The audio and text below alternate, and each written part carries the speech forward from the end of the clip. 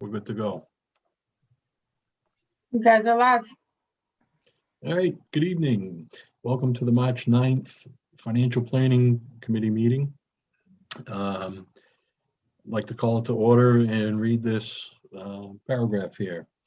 Pursuant to the Governor Baker's March 12th, 2020 order suspending certain provisions of the open law meeting and the Governor's March 15th, 2020 order imposing strict limitation on the number of people that may gather in one place, this meeting will be conducted via remote participation. No in-person attendance by members of the public will be permitted. This meeting will be streamed, but have no option for public participation. I'd like to do a roll call. And if you're here, I'd like you to reply aye. Mike Hodge? You're on mute. And something was hovering over it. Aye. Bill Peterson? Aye. Tom Spataro? Aye. And I'm Dave DeVries. Aye. We also have John Kadir in attendance and Becca Meekins. I'm sorry. Present. Present. Thank you. First order of business is the approval of minutes. We have the February 24th and the March 2nd minutes. I'm looking for a motion. Motion to approve. I hear a second. Second. Second. Been made and seconded. Any discussion on it? Hearing none, we'll take a vote. Mike, how do you vote? Aye. Bill Peterson, how do you vote? Aye. Tom Spataro, how do you vote? Aye. And I vote aye as well. Next order of business is the review and approval of the committee report to town meeting. It was distributed to you previously. And I think, John, did you want to comment on any of this? Yeah, we can just walk you through the report. Now, the majority of the report is basically, and again, this is just for folks that might be viewing at home. This is your report to town meeting. The purpose of the committee is to advise town meeting with regard to capital projects. So there will be several warrant articles on the May 1st town meeting. That's going to be on Saturday, May 1st. And so at your last meeting, you concluded review and collection of information from the departments, including the Community Preservation Committee's presentation. You voted all of your recommendations. And so the report really just reflects the votes of the committee. There's some introductory comments that were drafted by the chair that lead up to it. And really, it's just meant to be a representation of the deliberations and the votes of the committee. But the idea was, based on those votes, put this together and then have one final meeting this evening to approve the report. My recommendation, and we can discuss the report in a little more detail, but my recommendation would be that you approve the report, allowing the chairman to make any final edits necessary. Again, substantively, the votes are represented as voted at your last meeting. But if there's a typo or something in there, obviously you want to be able to correct it. So I'm not sure if you want to go through the report, Mr. Chairman, or if anybody has any comments regarding its content. I would like to just, if anybody has any questions or needs any clarification or wants to talk about any part of it, great, let's do it. But if you members are good with it. Yeah, let me, if I may, Mr. Chairman, let me just run you through the anatomy of the report. So I just shared my screen, if that's okay. Sure. So the beginning of it explains who the members are of the committee, as typically covers your meetings, what projects from what departments you discussed at your various meetings. These are the general comments about the role and function of the committee, and speaking to the guidelines that you're following. This is one thing I did want to spend a moment on here. So under this section here, which is the debt, as you know, this committee was involved very heavily in the formation of our debt policy. And we have a somewhat elaborate debt policy that looks at net and overlapping debt.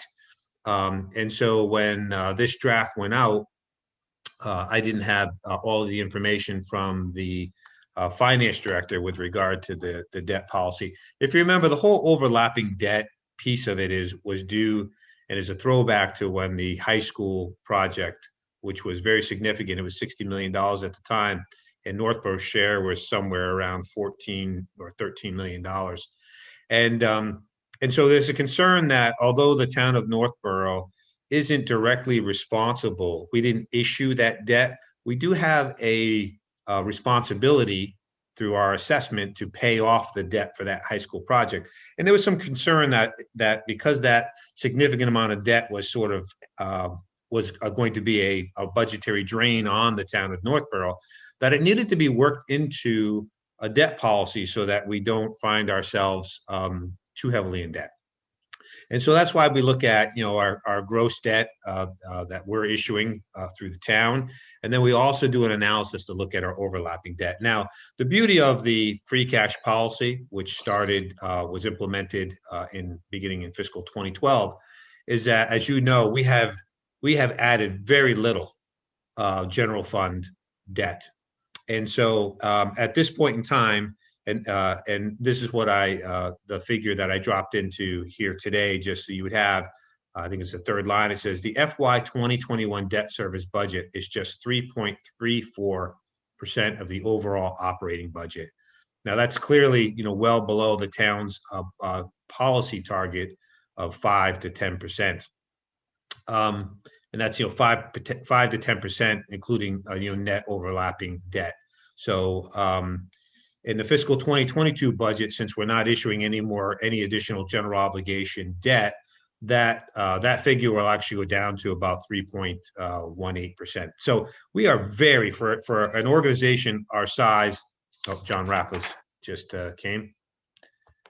For an organization our size and a budget of our size, our level of indebtedness is very low, and that's through very disciplined fiscal policy initiatives. But just to kind of give you a sense, so in fiscal 21, if you look at all the overlapping debt, so the town debts, and this is debt service. So this is principal and interest, not debt itself, but our debt service. So the town has about $2.2 million of debt service annually. We are responsible for roughly $632,000 in a debt assessment for the Algonquin Regional High School for their building project. And then the town meeting also approved a building renovation project for Assabet about 3 years ago or so. And our share of that debt is approximately $137,000.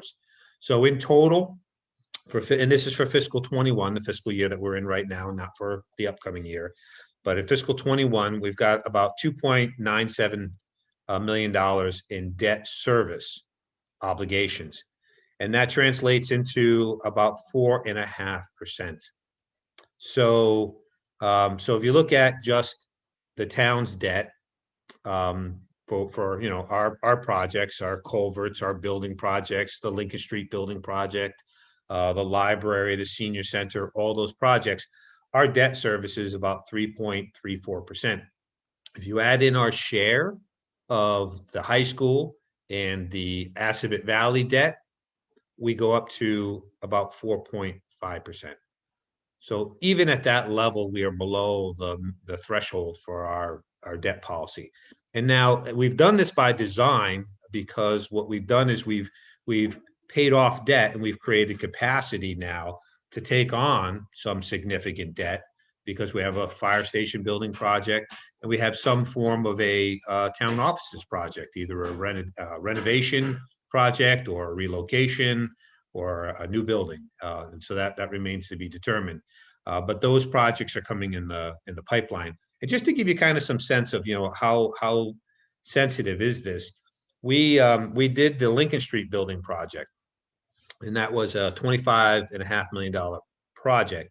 The town got a $10.4 million grant. We were responsible for, at the end of the day, about a little over $14 million of that project. And that's significant. That's almost our share. Actually, it's more than our share of the high school building project at the time. But when that came in, our debt service popped up to, between 6 and 7%. Okay, so just by the fact that a couple of years have gone by and we continue to pay off our debt, that has now, it's dwindled back down because every year we're paying off our debt and we're not adding additional debt service. So the town is in a very enviable position. As a corporate entity, we are poised to issue a significant debt bond for an upcoming project. So the fire station building project will be significant. The construction piece of it will be somewhere in the $16 million range.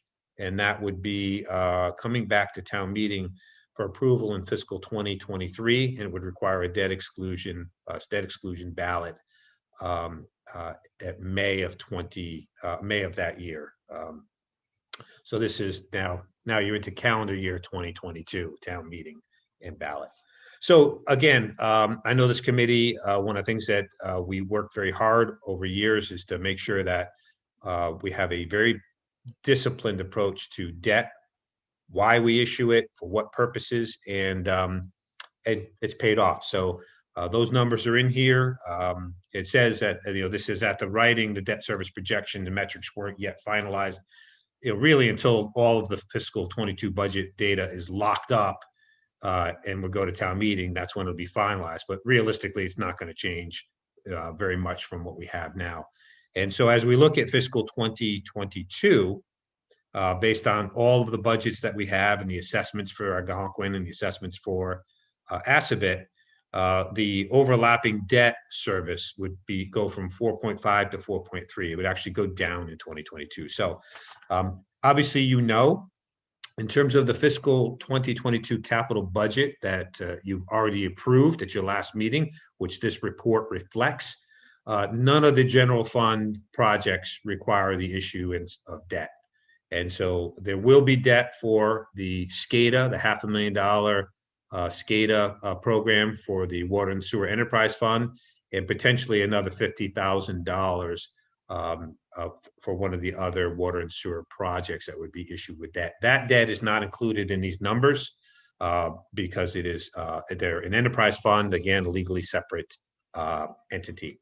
And the debt service for those funds are paid for out of the enterprise fees, so the water and sewer fees. So when we look at the overlapping debt for the high school and the Assabet project, there's no dedicated revenue source for those. It's all tax dollars, and that's why those are included, but the enterprise funds, water and sewer debt is not. So bottom line, our debt metrics it could not be any better. In fact, I think if we went out for a bond right now, Moody's would ask us why our debt is so low and are we making enough investments in our capital, which we'd be able to show very clearly and emphatically that we are making the appropriate amounts. And it's really just the fact that we have this pay-as-you-go capital program funded through free cash. In fiscal 2022, we're going to be spending another $805,000 on pay-as-you-go capital to replace police cruisers, DPW equipment, vehicles. So again, everything's working really well. And I'm happy to answer any questions about the debt service. I did send you a quick email prior to the meeting, just outlining those numbers so that you have them. But that's the information that was added. Just for your, maybe our viewers at home, in terms of the priority orders, the priorities are, 1 through 4. The top one being correcting current safety health issues or meet some federal or state legal requirement. Priority 2, that's where you're going to see most of our projects. Priority 2 is our sweet spot. This is the regular scheduled maintenance and investment in our equipment, in our buildings, in our infrastructure. This is where you want to be. You're not in an emergency, you're not being forced, and it's part of a plan. And then you get down to priorities 3 and 4, and these are sort of, new buildings, expansions of services, enhancements to things, which are good. But we have very few projects that typically come in as an emergency. And the sweet spot, the vast majority, probably 75–80% of the projects that we do are usually priority 2, which is the non-emergency, long-term scheduled replacement, which is, if you're doing things well, that's your sweet spot. That's where you want to be. So moving beyond that in the report, moves into the specific projects. It begins with Article 11, which is the police cruiser replacement, and ends with Article 19 for the general fund capital projects. And then Articles 23 and 27 are the 2 CPC projects that you chose to support. So this is the report. Happy to go through. We can go through any of the detail that the committee may like, or if anybody has any questions or comments on anything I covered, I'm happy to answer. Hey, John, I Hey, got a I'm- quick question. I'm Yes. sorry. With interest rates as low as they are right now and the possibility of them going up, is there any thought about, we should do some of these bigger projects sooner than later so we can lock in these low rates, or? Yeah, we've had that discussion. I mean, rates are going to go up. I don't know how dramatically they're going to go up. But at this point in time, where it's going to become a factor, Tom, is going to be in the fire station building project. That's the real issuance. You're talking about a $16 million bond potentially here. I wish I could move that project along. As I gave you a report at one of your previous meetings, we have a purchase and sale for the property at 6165 West Main Street. This is the old Pierce gas station across from Dunkin' Donuts. You saw the buildings, they've all been removed. Well, we have very good language in our purchase and sale that require the owner to remove all structures and deliver us a clean site. When the garage building closest to the road was removed, we took some test samples of the soils there, and there are some compromised soils. And so the seller is working through a remediation plan to remove those. And, that's what's holding up the project at this point. So unless we know we have that site in the purchase and sale, the closing for the purchase and sale was supposed to be the end of the calendar year, beginning of this fiscal year, of this calendar year. And it's been delayed because of this process. And, the same thing happened with White Cliffs. We bought that and went through our due diligence. Turns out there was an old oil tank in the back nobody knew about that had leaked, and they had to remove over 500,000 cubic yards of contaminated soil at the seller's expense. So these things happen. It's good. You want to find out if there's an issue before you close and you own it.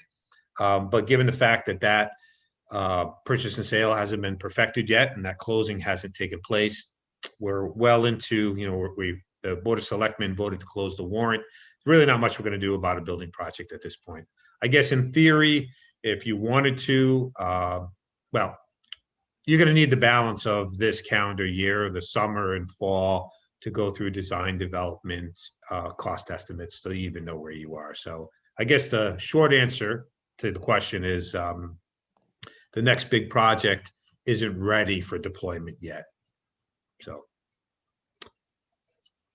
So no, we're not going to move forward. We've got some smaller projects where I think the movement in the interest rate, if we decide to issue some general obligation debt next year, and I'm talking about in the $1 million range or less, if that makes sense, the movement in the interest rate, I don't think will be that critical. It's the bigger projects that you see the biggest impact, obviously. Yeah. Thanks. Sure. Okay, anybody else? All right. So I guess we need to approve this. Yep. Dave, Is- if I can, I guess, make a motion to approve our report as written and authorize you to address any typos, clerical errors, and formatting on behalf of the committee. Great. Do I hear a second? Second. Is there any further discussion? Okay, hearing none, we're going to take a roll call vote. Mike, how do you vote? Aye. Bill Peterson, how do you vote? Aye. Tom Spataro, how do you vote? Aye. John Rappa, how do you vote? Aye. And I vote aye as well. So it's approved. So I'm just showing you on the slide here, this is the summary of the articles and your votes from your last meeting. And again, this your report isn't usually a lot of editorializing. It's just, these are the projects, we've reviewed them, and this is what we're recommending. So, excellent. Okay. Very good. So the next item on the agenda is discussion regarding the town meeting warrant. What would you like to tell us about that, John? Well, I just wanted to let you know at Monday's Selectmen's meeting, the board, in consultation with the moderator, voted to move the date of town meeting from the fourth Monday, which would have been April 26th, to the first Saturday of May. So rather than take place during the week at night, indoors, it will take place on Saturday, the first Saturday in May, beginning at 9 a.m. at the football stadium, just like we did on July 18th of last year. The nice thing is the layout is there, all of the electrical improvements and handicapped accessibility and flow patterns have all been mapped out, so we know how to do this. I thought we got nothing but rave reviews last year that it went well, other than it was a little bit warm. So this year we're going to get in May. The good news is, you know, our regular schedule for town meeting, and I've been adamant about this to the Board of Selectmen, is that I want to keep our schedule. You know, when you don't hold town meeting for 3 months late, you can't close your books until 3 months late, the state doesn't get their budget done until 6 months late. It's hard to plan and to do, especially the type of planning that we do in Northborough. We keep a very tight schedule, certifying our free cash, developing our free cash plan, doing our fiscal indicators. And when you get off that cycle, it just winds up jamming you up at the end, like, you know, we're meeting every week, as is appropriations, to get through the workload because everything is off kilter. So I was adamant to get back on that schedule. So town meeting will be May 1st, Saturday. There is a rain date or inclement weather date for May 8th, which is the following Saturday. It's important that we get this done at the beginning of May, because the following week, outside of being, you know, Mother's Day coming up, you don't want to mess with that. But the town election takes place too. So you could, in theory, have a change in the elected officials who are, you know, representing and in some cases making motions or presentations regarding these articles, so that can get a little bit difficult. So we want to get the town meeting in before that. I did, in your packet is just the table of contents, although all the bookmark references or page references have fallen off, but you can just see the articles. There are 40 articles, including reports, so there's really 39 articles. That's a very manageable warrant for us to get through. You have your, it's very simple. You have your budget articles in the front. That's about 9 articles or so. Then you have the capital improvement articles, which we just went through. Then you have the community preservation articles, and then the zoning articles. And that's pretty much what we're looking at for town meeting. There's no major building projects.